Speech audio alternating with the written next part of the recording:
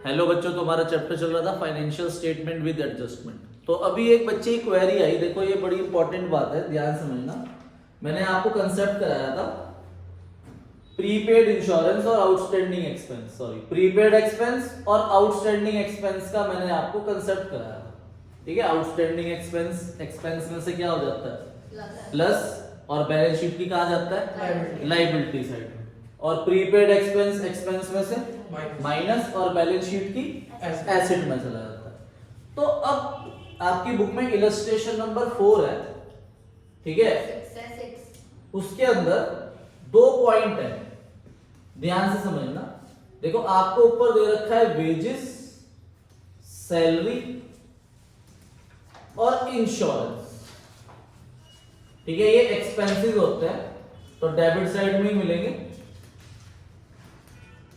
Trial balance, ठीक है, wages आपको दे रखी है 6000, सैलरी आपको दे रखी है 12000 और इंश्योरेंस आपको दे रखा है 1800, ठीक है। ये 3 चीजें आपको ट्रायल बैलेंस के अंदर दे रखी है। वेजेस वो तो एज्यूम करिए मैंने फिगर्स ना, ठीक है, 6000, 12000 और 1800। अब नीचे एक पॉइंट लिखा है कि wages and salary are paid up to 30 June 2025, और ये आपका 31 मार्च 25 में एंड हो, कि वेजेस और सैलरी आपने 30 जून तक पे कर दी।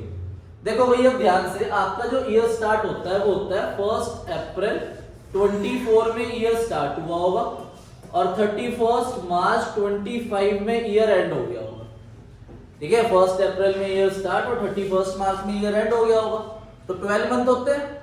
तो यहां लिखा है कि वेजेस और सैलरी आपने 30 जून तक पे कर दी, तो 31 मार्च से आगे 3 मंथ 30 जून 25 तक आपने पे कर दी। तो एक तो ये 12 मंथ हो गए, और यहां से लेके यहां तक 3 मंथ हो गए, तो इसका मतलब हमने वेजेस और सैलरी 15 मंथ की पे कर दी, तो 3 मंथ एक्स्ट्रा पे कर दी, तो वो प्रीपेड हो गई। तो अब हम कैसे निकाल लेंगे, ये जो 6000 रुपीज है और ये 12000 रुपीज है, ये 15 मंथ की है, तो पहले मैं पर मंथ निकालूंगा। तो वेजेस के लिए निकाल रहा हूं 6000 डिवाइड बाय 15, ठीक है, तो ये 400 रुपीज पर मंथ आ गई, ठीक है। अब 3 मंथ की निकालनी है, तो 3 मंथ 400 इंटू 3, 1200 रुपीज आपकी प्रीपेड हो गई, ठीक है। वो आपको पता है कि वेजेस 6000 रुपीज आप ट्रेडिंग के डेबिट में लिखोगे, तो 6000 रुपीज में से प्रीपेड कितना माइनस होगा 1200, और प्रीपेड वेजेस आपकी क्या बन जाएगी एसेट।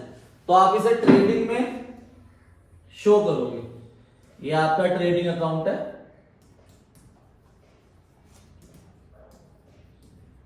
तो यहां पर डायरेक्ट एक्सपेंसेस है, तो यहां पर आप वेजेस लिखोगे 6000 और लेस कर दोगे प्रीपेड वेजेस 1200, तो 4800 रुपीज आ जाएगा, और साथ में ये 1200 रुपए कहां पर जाएगा बैलेंस शीट की एसेट साइड में, प्रीपेड वेजेस।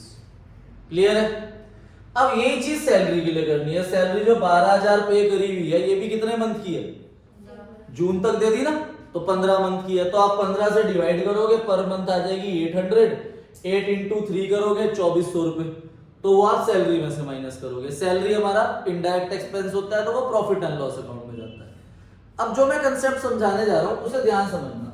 अब सेकंड पॉइंट दे रखा है आपको, insurance paid up to 30 June 2025। Insurance के लिए भी वर्ड आ गया 30 जून, पर एक चीज हमेशा ध्यान रखना, जो इंश्योरेंस होती है ना, वो 12 मंथ से ऊपर होती ही नहीं है। आप अपनी व्हीकल की इंश्योरेंस कराते हो, कार की इंश्योरेंस होती है, तो वो 12 महीने की होती है। तो यहां पर आप इंश्योरेंस के लिए 15 महीने नहीं देखोगे। इसका मतलब यह है कि जो इंश्योरेंस आपने कराई ना, वो आपने कराई 30 जून 24 में से 30 जून 25 तक, ठीक है भाई। देखो वेजेस और सैलरी के लिए क्या है, इसे आप साल की शुरुआत से देखोगे 1 अप्रैल से, या इसके अलावा कोई और एक्सपेंस आ जाता।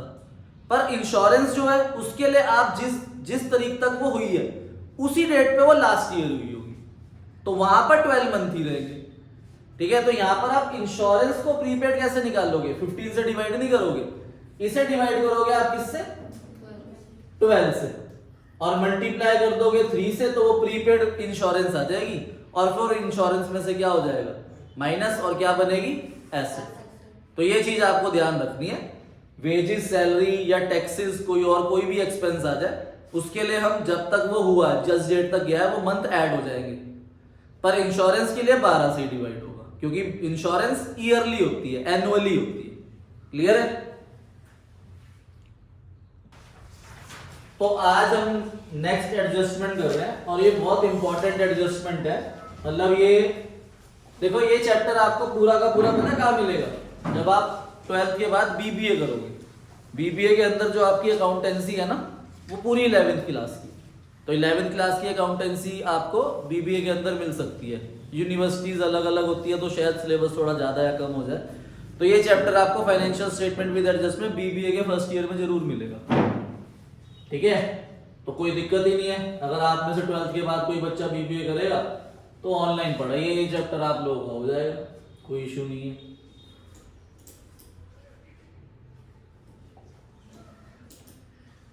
चलो डालो अपनी कॉपी में हेडिंग। नेक्स्ट एडजस्टमेंट है sale of goods on return basis. Sale of goods on return basis. ठीक है, रिटर्न की जगह आप अप्रूवल बेसिस भी लिख सकते हो कि आपने गुड्स सोल्ड करे अप्रूवल बेसिस पे। Sale of goods on approval basis. देखो भैया, हमारे पास यहाँ पर नैतिक मेहता जी बैठे हैं, बिजनेसमैन है, बिल्कुल प्योर एकदम, और रेडीमेड गारमेंट्स का इनका शोरूम है। ठीक है, अब ध्यान से देखो भाई, हमारा ईयर स्टार्ट होता है 1 अप्रैल 2022 में, मान लो ईयर स्टार्ट हुआ, तो एंड होगा 31 मार्च 2023 में। तो 31 मार्च 2023 में हम अपनी फाइनेंशियल स्टेटमेंट बनाते हैं। ईयर एंड में फाइनेंशियल स्टेटमेंट बनाते हैं ना नैतिक मेहता जी, तो हम ट्रेडिंग अकाउंट बनाते हैं, प्रॉफिट एंड लॉस अकाउंट बनाते हैं, और बैलेंस शीट बनाते हैं। क्लियर है? अब देखो वर्ड क्या है, सेल। तो सेल कहां पर शो होती है, ट्रेडिंग में, क्रेडिट साइड में। इसका मतलब ट्रेडिंग की बात हुई। अब नैतिक मेहता जी से मेरी बहुत अच्छी बात है, तो मैंने क्या करा, मैं नैतिक मेहता जी के पास गया और मैं नैतिक मेहता जी को बोला कि मुझे कुछ जीन्स परचेज करनी है। तो नैतिक मेहता जी ने बोला बिल्कुल जी सर, बताओ। तो मैं नैतिक मेहता जी के पास गया था 29 मार्च। तो 29 मार्च को मैं नैतिक मेहता जी के पास गया और मैंने 5-6 जीन्स परचेज करी अपने लिए। ठीक है, अब मेरे को लगता था कि मेरे को 32 कवर आ जाएगी, मतलब माई वेस्ट कहते हैं ना सर, तो वो 32 है। तो मैं ले आया, मैंने कहा जो अपनी दुकान है, कोई नहीं, चेक कर लूंगा, घर पे अगर ना हुई तो वापस कर देना। नैतिक मेहता ने बोला देखो जी, आप हमारे अच्छे दोस्त हो, ठीक है, पर मैं आपको 1 हफ्ते का टाइम ही दे सकता हूँ। एक हफ्ते के अंदर अगर आपने मुझे गुड्स वापस कर दिए तो ठीक, नहीं दिए तो पैसे लूंगा मैं। मैंने कहा कोई बात नहीं, देखेंगे तेरे को। तो 29 मार्च से 1 वीक का इसने मुझे टाइम दिया। मैंने 10,000 के गुड्स परचेज करे। ठीक है, 10,000 की जीन्स परचेज करी 29 मार्च, तो मुझे 1 हफ्ते का टाइम मिला, तो 4 अप्रैल 25 तक का टाइम दिया इसने। पर 31 मार्च को तो ईयर एंड हो रहा है, तो क्या ये 31 मार्च को अपनी सेल मानेगा उसे या नहीं मानेगा, ये है ये कंसेप्ट। देखो लिखा ना, sale of goods on return basis. अब मैंने घर जाके चेक करा, मैं देखो मेरी कमर तो 28 है, जिम जा रहा था मैं, तो फिर 32 वाली हो गई, तो वापस करनी पड़ेगी। ठीक है, पर मैंने कहा कोई नहीं, अभी तो 4 अप्रैल है, 4 अप्रैल तक वापस कर देंगे। अब नैतिक मेहता जी अपने अकाउंट्स बना रहे हैं, trading, profit and loss, balance sheet. तो इन्हें याद आया कि हो मैंने 10,000 के गुड्स बेचे हुए हैं, पर वो तो रिटर्न बेसिस पे है, और गुड्स सिमर सर मुझे पता है वो तो फिट हो रहे हैं आजकल, तो ये वापस आएगी जीन्स। अगर ना भी आ रही हो तब भी हम इसे उस दिन अपनी सेल नहीं मानेंगे, क्योंकि अभी 1 वीक लैप्स नहीं हुए। जब तक वो टाइम लैप्स नहीं होता तब तक हम इसे अपनी सेल नहीं मानते। तो जिस दिन मैंने इससे परचेज करा था उस दिन इसने अपनी कॉपी में एंट्री कर दी थी उधार की, Gursimar sir account debit to sales account. ठीक है, तो उस जिस दिन हम जब भी वाली एडजस्टमेंट आएगी ना, sale of goods on return basis, तो जितने के हमने गुड्स बेचे, देखो 10,000 रुपीज ये सेलिंग प्राइस है। अब नैतिक मेहता जी ने देखो कुछ ना कुछ रियायत तो करी होगी मेरे को, तो कॉस्टिंग जो थी इसकी सिर्फ 2,000, तो 2,000 रुपए कॉस्टिंग वाली चीज इसने मुझे 10,000 की बेच दी। ठीक है भाई, बिजनेसमैन है, ठीक है, मीठी जबान होती है बहुत बिजनेसमैन है। अरे सर इतने के ही है सर, देखो प्राइस दिखा दूं आपको, टैग दिखा दूं, देखो ये सब मैंने, कोई बात नहीं। तो 2,000 की चीज 10,000 की इसने मेरे को बेची, तो हमें कॉस्टिंग भी गिवन होगी इस पॉइंट की और सेल प्राइस भी गिवन होगा। तो अब मैंने सेल रिकॉर्ड कर ली थी, मैंने नहीं सॉरी नैतिक मेहता जी ने सेल रिकॉर्ड कर ली थी। तो अब ये सेल नहीं है, तो सेल में से क्या हो जाएगी, माइनस। तो जब सेल ही नहीं हुई तो क्या मैं पैसे दूंगा, तो डेटर भी क्रिएट हो गए थे, तो डेटर में से भी क्या हो जाएगा, माइनस।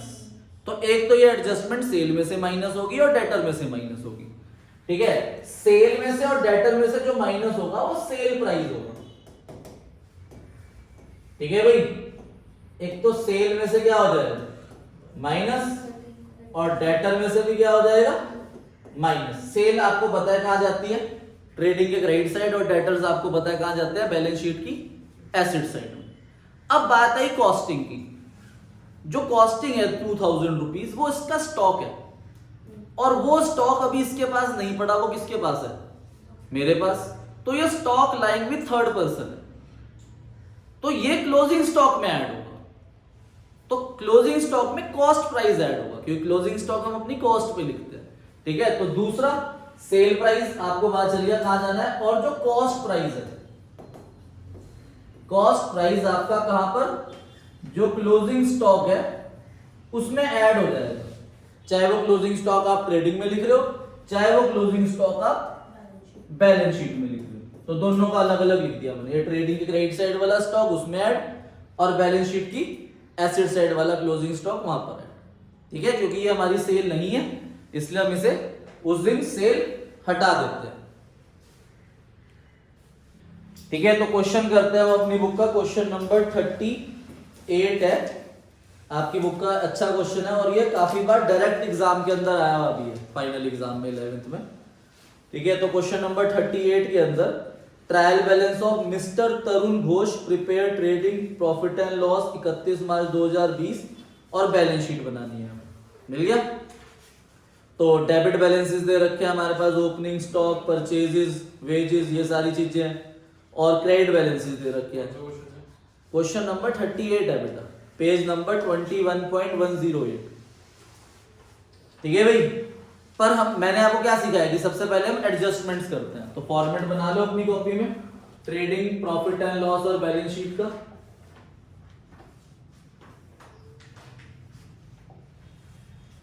ठीक है भाई, trading account, profit and loss account और बैलेंस शीट का हमने फॉर्मेट बनाया।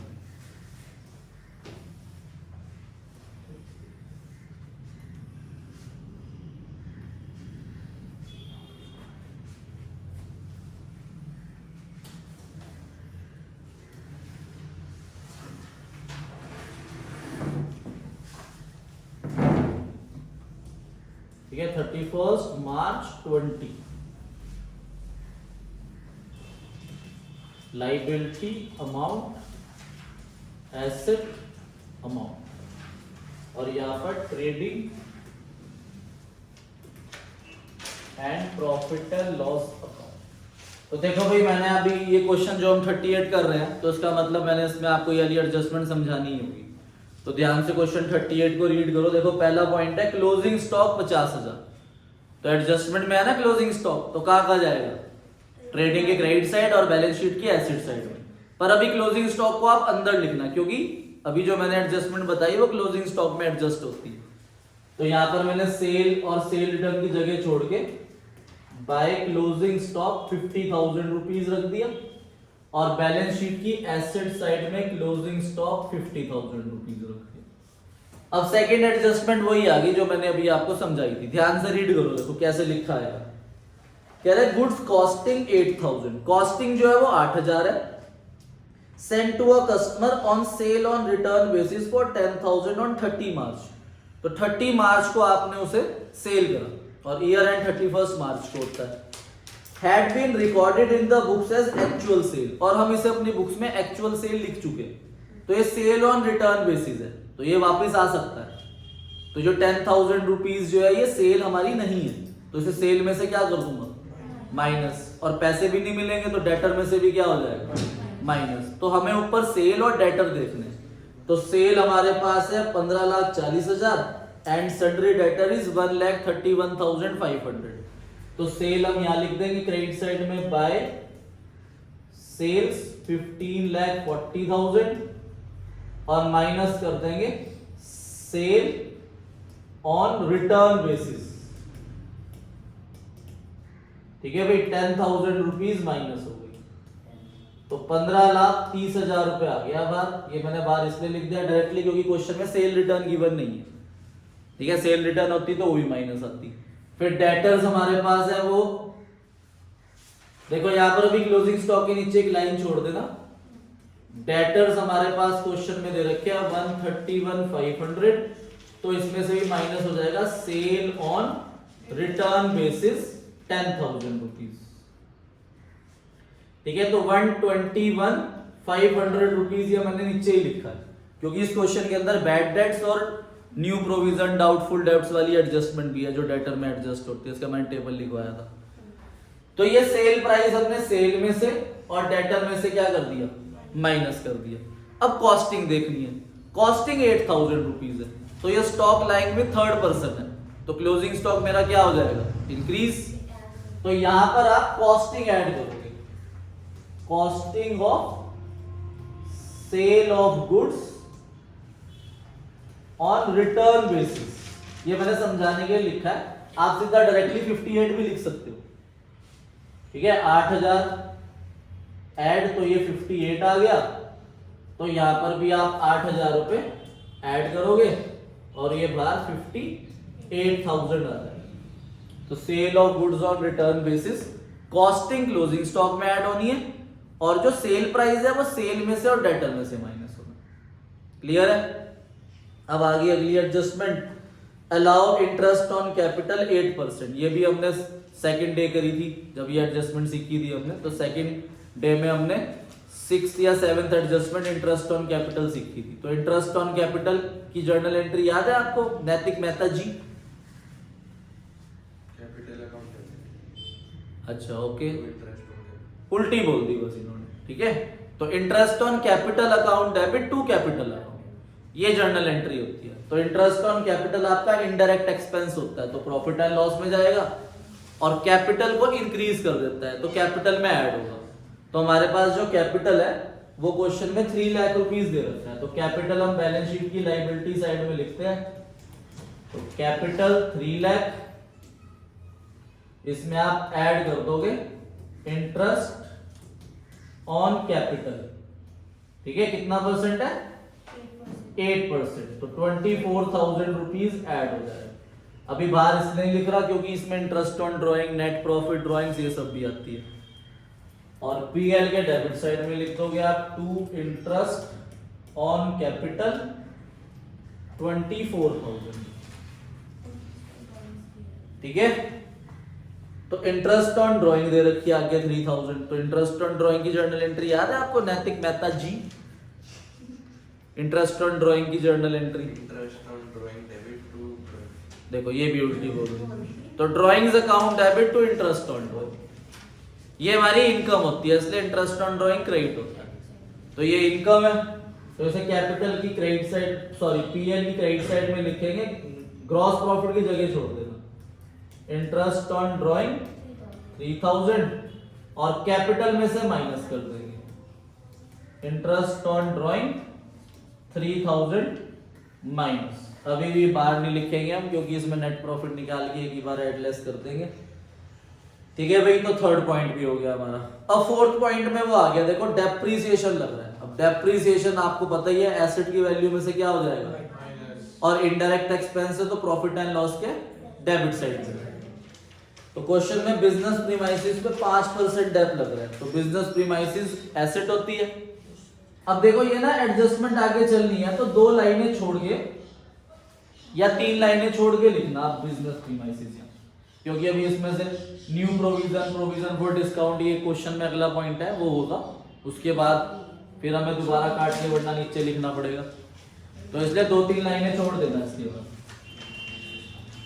तो बिजनेस प्रीमाइसेस 2 लाख रुपीस, ठीक है, लेस कर देंगे डेप्रीसिएशन कितना परसेंट है 5%, तो 10,000 रुपीज माइनस कर देंगे तो ये 190 आ जाएगा बाहर, और 10,000 रुपीज हमारा इनडायरेक्ट एक्सपेंस है, तो depreciation on business premises 10,000 rupees.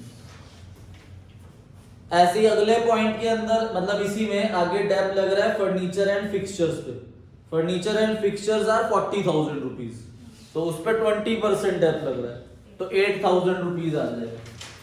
तो फर्नीचर एंड फिक्सचर 40,000 लेस कर दोगे आप डेप्रीसिएशन 20% 8,000, तो 32,000 रुपीज आपकी एसेट बची और 8,000 रुपीज आपका डेप्रीसिएशन है, तो dep on furniture and fixtures 8,000 rupees depreciation हो गया।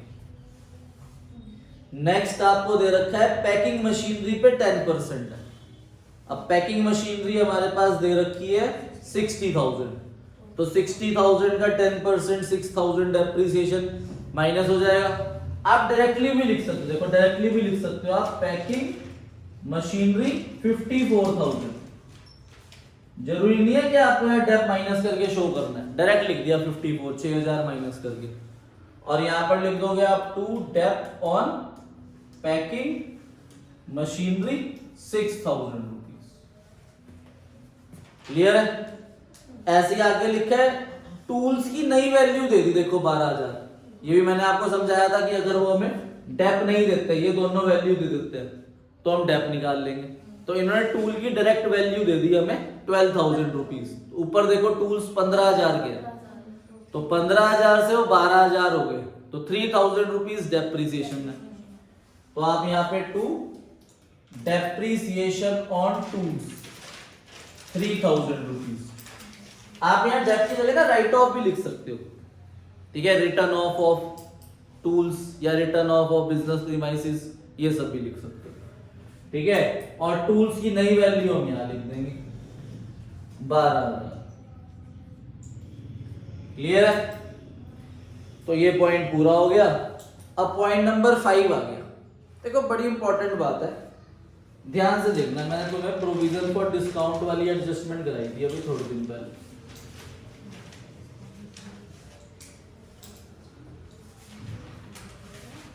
ये देखो, ये देखो मैंने क्या कराया था, टेबल याद है, पीएल में लिखते हैं 2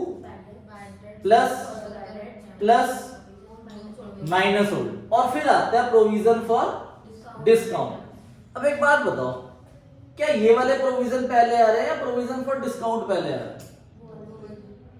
अब क्वेश्चन के अंदर भले ही ये वाला पॉइंट पहले दे दे, लगेगा ये वाला पॉइंट ही पहले। अब इस क्वेश्चन के अंदर जो आपके पास 5th पॉइंट है उसमें दे रखा है 2.5% for discount is to be provided on debtor, कि डिस्काउंट का प्रोविजन पहले दिया हुआ है, और 6th पॉइंट में दे रखा है 1,500 is provided for bad and doubtful debts, और बैड और डाउटफुल डेब्ट्स का प्रोविजन आपको बाद में दिया हुआ है 1,500 रुपए। प्रोविजन वर्ड नहीं है तो उसका मतलब ये नहीं है कि ये प्रोविजन नहीं है, प्रोविजन नहीं है। अगर ये फर्दर बैड डेट्स होता तो सिर्फ बैड डेट्स लिखा होता। हाँ, तो बैड एंड डाउटफुल मतलब प्रोविजन, ठीक है। अब जो न्यू प्रोविजन है वो होता है बैड एंड डाउटफुल डेब्ट्स, तो उसका पॉइंट हमें 6 दे रखा है, और डिस्काउंट का प्रोविजन का पॉइंट 5 दे रखा है, तो बच्चा तो सीरियल ऑर्डर में ही करता है। तो ये ध्यान रखना है आपको कि ये सीरियल ऑर्डर में ही लगेंगे, पहले पॉइंट नंबर 6 लगेगा फिर पॉइंट नंबर 5 लगेगा। ऐसा क्यों सर, क्या फर्क पड़ जाएगा? ठीक है, देखो भाई ध्यान से, डेटर में सबसे पहले क्या माइनस होता है, वो इस क्वेश्चन में है नहीं। फिर माइनस होता है क्या, जो न्यू प्रोविजन है वो इस वाली फिगर पे लगता है, और जो प्रोविजन फॉर डिस्काउंट है वो इस वाली फिगर पे लगता है। ठीक है भाई। अब अगर आप मान लो न्यू प्रोविजन आप बाद में लगाओगे और ये ऊपर लगा दोगे, तो ये वाला डिस्काउंट इस वाली फिगर पे कैलकुलेट हो जाएगा, वो गलत हो जाएगा। या तो वो फिगर ही दे देते हैं हमें प्रोविजन फॉर डिस्काउंट की भी, जैसे डाउटफुल डेब्ट की तो 1200 रुपए उन्होंने हमें 1500 रुपए फिगर दे रखी है, तो मैं 1500 पहले माइनस करूंगा, फिर जो फिगर आएगी उसका कैलकुलेट होगा प्रोविजन फॉर डिस्काउंट। मतलब जो लास्ट फिगर होती है उस पर डिस्काउंट होता है। देखो क्या फर्क होता है प्रोविजन फॉर डिस्काउंट में और provision for bad and doubtful debts में। देखो बैड एंड डाउटफुल डेब्ट्स का मतलब होता है कि इतने पैसे हमारे मर जाएंगे, और प्रोविजन फॉर डिस्काउंट का मतलब होता है कि इतने लोग डिस्काउंट मांग लेते हैं। पैसे मरना और डिस्काउंट मांगने में फर्क है। भैया आप खुद बोल रहे हो कि भाई मुझे इतना डिस्काउंट दे दो, तो वो प्रोविजन फॉर डिस्काउंट है। तो प्रोविजन फॉर डिस्काउंट तो लास्ट अमाउंट पे ही दोगे ना, कि मेरे को आपने 1 लाख रुपए देने हैं, अब 1 लाख रुपए में से आपने 5% डिस्काउंट मांग लिया तो आप 95 दोगे। अब मुझे मार्केट से 2 लाख रुपए लेने जिसमें 50 तो मेरे मर ही जाएंगे या मर सकते हैं, तो जो बाकी के 1.5 बचे वो मेरे से डिस्काउंट मांग लेंगे। तो जो डिस्काउंट लगता है वो न्यू प्रोविजन मतलब प्रोविजन फॉर डाउटफुल डेब्ट्स या बैड एंड डाउटफुल डेब्ट्स के बाद वाली फिगर पे लगता है प्रोविजन फॉर डिस्काउंट। इसीलिए पॉइंट नंबर 6 पहले रहेगा और पॉइंट नंबर 5 बाद में रहेगा। ठीक है, बनेगा टेबल। तो अब हम टेबल बनाते हैं।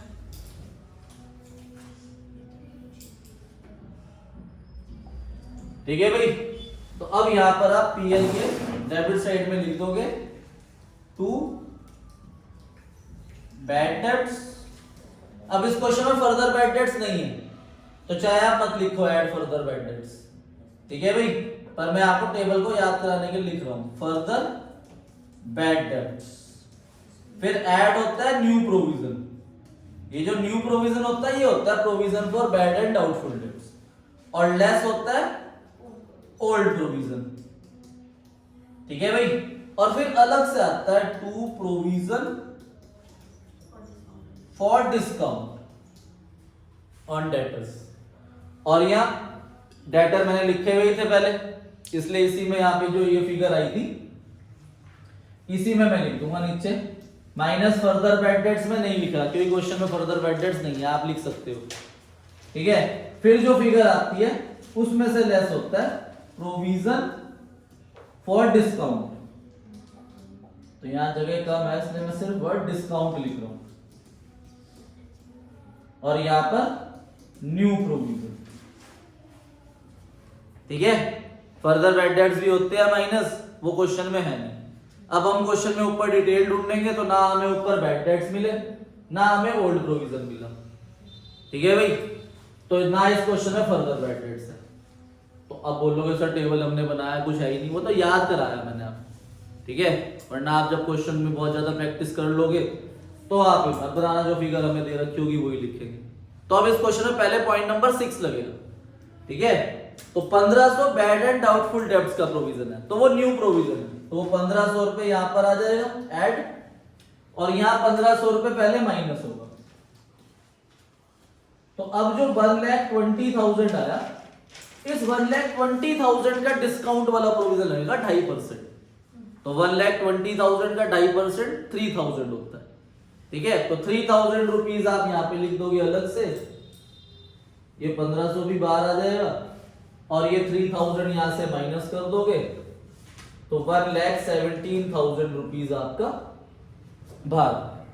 तो गड़बड़ क्या हो जाती, अगर मैं वो 2.5% पहले लिख देता तो वो 1,21,500 पे 2.5% निकलता, फिर गलत फिगर आती, फिर 1500 माइनस होता, तो वो फिगर गलत आती, वो फिगर यहाँ पे गलत पोस्ट होती, फिर वो फिगर अगर गलत पोस्ट होती तो हमारा नेट प्रॉफिट ही मैच ना होता। तो नेट प्रॉफिट आपका गलत निकलेगा, बैलेंस शीट तो मैच हो जाएगी, कोई दिक्कत नहीं है, क्योंकि 2 और 2 4 ही होता है। अगर आप इस क्वेश्चन में नीचे कोई एडजस्टमेंट छोड़ देते हो ना, आपकी बैलेंस शीट तब भी मैच हो जाएगी, क्योंकि ये एडजस्टमेंट है, अभी इसे एडजस्ट करना है। अगर आप इस क्वेश्चन के अंदर क्लोजिंग स्टॉक 50 दे रखा है, मैं उसे काट के 1 लाख लिखवा दूं, तो यहां भी 1 लाख आया, यहां भी 1 लाख आया, तो बैलेंस शीट मैच होगी। तो सबसे अच्छी बात अकाउंट्स की यही है कि इसमें गलती हम कर देते हैं तो उसे ढूंढना बड़ा मुश्किल होता है, गलती इतनी आसानी से मिलती नहीं है। ठीक है, आप एक चीज डेबिट में मत लिखो, एक चीज क्रेडिट में मत लिखो, मैच हो जाए, पर गलती तो हुई ना। तो इसलिए हमने एरर्स पढ़े थे जब ट्रायल बैलेंस चैप्टर पढ़ रहे थे, कंपनसेटिंग एरर, ये गलती ऐसी होती है ढूंढ ही नहीं सकते हम, कि परचेज को उठा के हमने किसी और में लिख दिया। ठीक है भाई, एरर ऑफ ओमिशन, पूरी एंट्री हटा दी, ना डेबिट में लिखा ना क्रेडिट में लिखा। एरर ऑफ कमीशन, अमाउंट 2000 लिखना था, 200 रुपए से एंट्री कर दी, तब भी मैच हो जाएगा। ठीक है, तो ये वाले एरर्स ढूंढने बड़े मुश्किल होते हैं, टू साइडेड एरर्स बोलते हैं। वन साइडेड एरर से सस्पेंस आता है, वो हमें मिल जाता है क्योंकि मैच नहीं होगा तो सस्पेंस आ जाएगा, तो उसे ढूंढना आसान होता है। चलो वापिस आओ, तो सारी एडजस्टमेंट हमारी हो गई। अब देखो भाई, मैंने आपको हमेशा क्या सिखाया कि जो एडजस्टमेंट होती है वो हमेशा ट्रायल बैलेंस के नीचे मिलेगी, पर ऐसा नहीं है। एडजस्टमेंट ट्रायल बैलेंस के अंदर भी हो सकती है, तो इस क्वेश्चन के अंदर अंदर भी धीरे धीरे मिल जाएगी, पढ़ते रहो आगे। ओपनिंग स्टॉक है 38,000, लिख दो यहाँ पे 2, ओपनिंग स्टॉक 38,000, ओपनिंग स्टॉक लिख दिया। ओपनिंग स्टॉक के बाद परचेजेस है 12,60,000, तो 2 परचेजेस 12,60,000 अंदर लिखेंगे, क्योंकि अपोजिट साइड में रिटर्न आउटवर्ड दे रखा है और वो परचेज रिटर्न होता है, तो रिटर्न आउटवर्ड इज 15,000, तो 12,45,000 रुपीज आ गया हमारे पास। अब देखो वेजेस के लिए उन्होंने लिख दिया फैक्ट्री एंड ऑफिस, तो फैक्ट्री वाली डायरेक्ट है, ऑफिस वाली इनडायरेक्ट है, तो यहां पर आप 2 वेजेस लिखोगे और वो भी फैक्ट्री वाली 20,000 रुपीज, और जो ऑफिस वाली है वो इनडायरेक्ट है, वो पीएल में आएगी, और मैं पीएल इधर कंटिन्यू कर रहा हूं।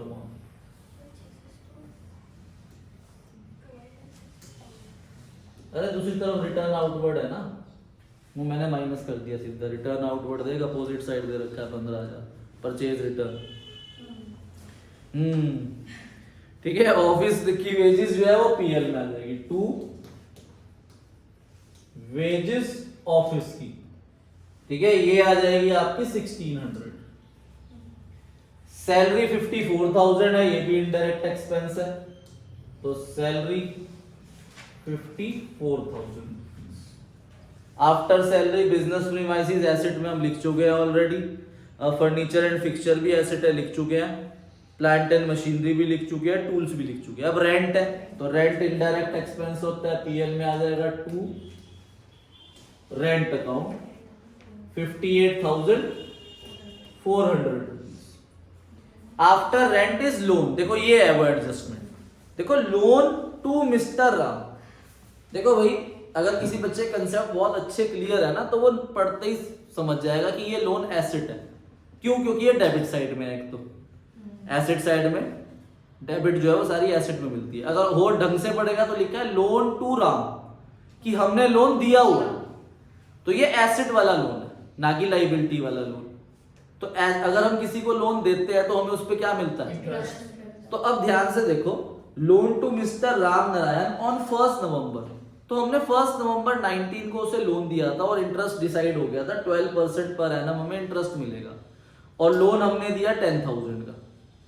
ठीक है भाई, अब 10,000 का 12% 1200, और 5 महीने हुए, नवंबर, दिसंबर, जनवरी, फरवरी, मार्च, तो 1200 पूरे साल का है, तो 5 महीने कितना हुआ? 500 इंटू 5/12 करूंगा, 500 आ जाएगा। अब अपोजिट साइड में देखो, क्रेडिट साइड में क्या इनकम में इंटरेस्ट कहीं लिखा है ट्रायल बैलेंस में? नहीं ना, तो इसका मतलब ये इंटरेस्ट 500 रुपए मुझे मिलना था और ये मुझे नहीं मिला, तो ये एक्रूड इनकम है। एक्रूड इनकम, इनकम में क्या हो जाती है? प्लस, और क्या बन जाती है? एसेट। अब इंटरेस्ट इनकम तो सर वहां पर है ही नहीं, तो हम इसे डायरेक्टली लिख देंगे यहां, by accrued interest on loan 500 रुपए। समझ आया? ठीक है, अगर जैसे रेंट, सैलरी कुछ होता है, इंटरेस्ट तो एडलेस करते थे ना, अब इसकी फिगर ऊपर है ही नहीं, तो ये पूरा आ जाएगा यहाँ पर, और साथ में ये हमारी क्या बनेगी? एसेट। तो एक तो लोन है आपका, देखो एसेट मेरे पास जगह कम है, तो मैं यहाँ पर लिख रहा हूं, नीचे ऊपर लिख रहा हूं, तो यहाँ पर लिख रहा हूं मैं लोन। कितने का लोन था? 10,000, उसमें ऐड कर दूंगा चाहे मैं एक्रूड इंटरेस्ट 500, तो 10,500 आ जाएगा बार। ठीक है, लोन 10,000, एक्रूड इंटरेस्ट 500 रुपए और मिल रहा है, तो 10,500 की एसेट होगी। उसके बाद क्वेश्चन में डेटर्स दे रखे हैं जो हम ऑलरेडी लिख चुके हैं। उसके बाद कैश इन हैंड है, ये भी एसेट होती है 7400, तो एसेट में लिख दो 7400। ड्राइंग्स आपकी कैपिटल में से माइनस हो जाएगी, 60,000 रुपीज कैपिटल में से माइनस। और बिल रिसीवेबल ये भी एसेट होती है 4100। ठीक है, ये कैश है, कैश इन हैंड और बिल रिसीवेबल। अब क्रेडिट साइड वाली चीजें पढ़ो। कैपिटल है लिख चुके हैं, सिक्योर्ड लोन, तो लोन अब देखो क्रेडिट में है, तो ये क्या है, लाइबिलिटी। तो यहां बस आप ऐड नेट प्रॉफिट की जगह छोड़ के सिक्योर्ड लोन लिख दो।